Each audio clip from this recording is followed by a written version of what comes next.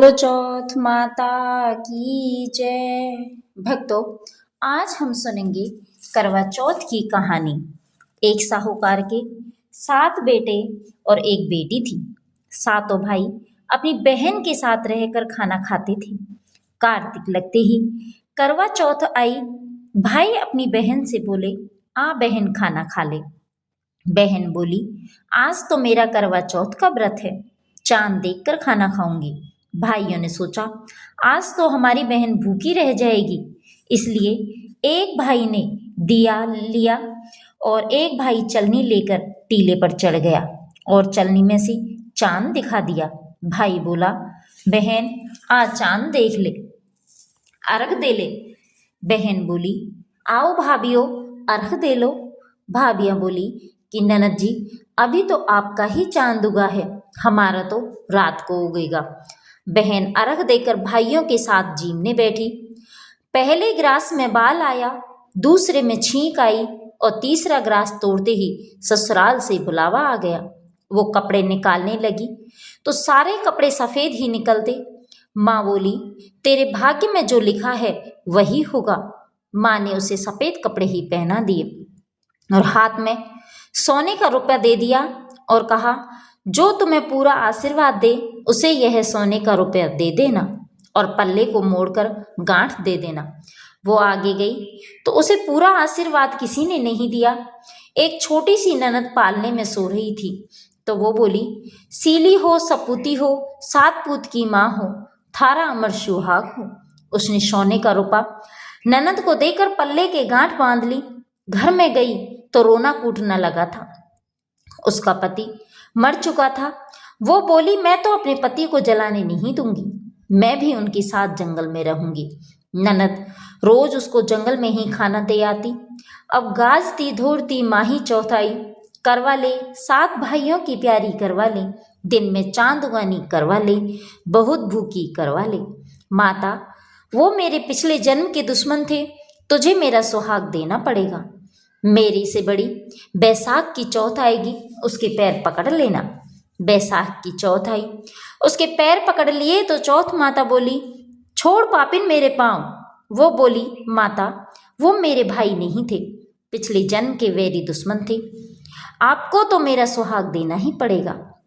मुझसे बड़ी भादवे की चौथ आएगी, उसके पाँव मत छोड़ना, अगर उसके पाँव छोड़ दिए तो तुझे कहीं जगह नहीं है।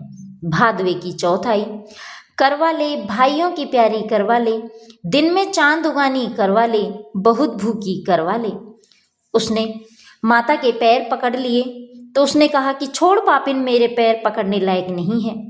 हे माता, वो मेरे भाई नहीं, पिछले जन्म के दुश्मन थे, आपको बताना पड़ेगा, मैं क्या करूं। माता बोली, तुझे इतनी शिक्षा कौन दे गया।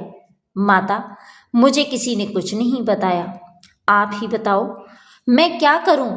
तब माता बोली, मेरे से बड़ी करवा चौथ आएगी, उसके पांव मत पकड़ना, उसके पांव मत छोड़ना, वो जो मांगे वो बस सामान मंगा लेना, बेस और सारे सुहाग का सामान मंगा लेना। दूसरे दिन ननद रोटी देने आई तो वो बोली, ननद जी, काजल, मेहंदी, बिंदी, रोली, मोली, सारा सुहाग का सामान लाना और बेस भी लाना। ननद ने एक एक करके सारा सामान ला दिया। कार्तिक की करवा चौथ आई, करवा ले, दिन में चांद देखनी करवा ले, बहुत भूखी करवा ले। माता, वे मेरे पिछले जन्म के दुश्मन थे, और ये कहकर उसने माता के पैर पकड़ लिए। छोड़ पापिन मेरे पाँव, तुम मेरे पाँव पकड़ने लायक नहीं है।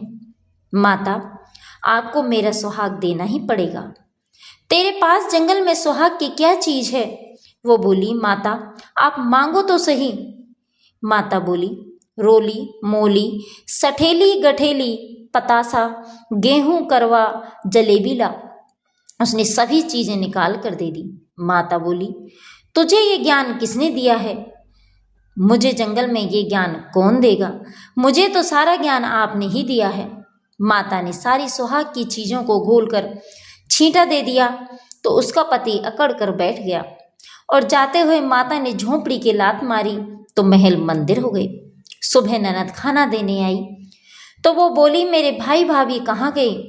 भाभी ने ऊपर से आवाज लगाई, ननद जी आ जाओ, हम तो यहाँ बैठे हैं। ननद ने पूछा, भाभी ये सब कैसे हुआ? भाभी बोली, रात में चौथ माता आई थी, वो ही ये सब करके गई हैं। जाओ ननद, माता जी को बोलो कि पुरानी चौथ का उजलवा दो और नई घड़ाओ और हमें गीत गाते हुए लेने आओ। ननद माँ को जाकर बोली, माँ भाभी ने तो भाई को जिंदा करवा दिया और भाभी बोलती है कि उनको गीत गाते हुए लेने चलो। सासू गीत गाती हुई बहू को लेने गई। बहू सास के पैरों में पड़ी और सासू बहू के पैरों में पड़ी और दोनों एक दूसरे को कहने लगी कि आपके भाग्य से ही सही हुए हैं।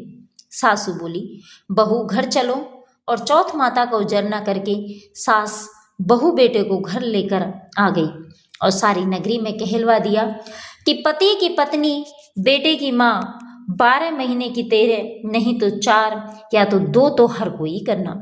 जिसके कोई नहीं हो वो अपने दीदे गोड़ी की करना। जैसे माता ने साहूकार की बेटी का सुहाग दे दिया, वैसे माता सबको देना।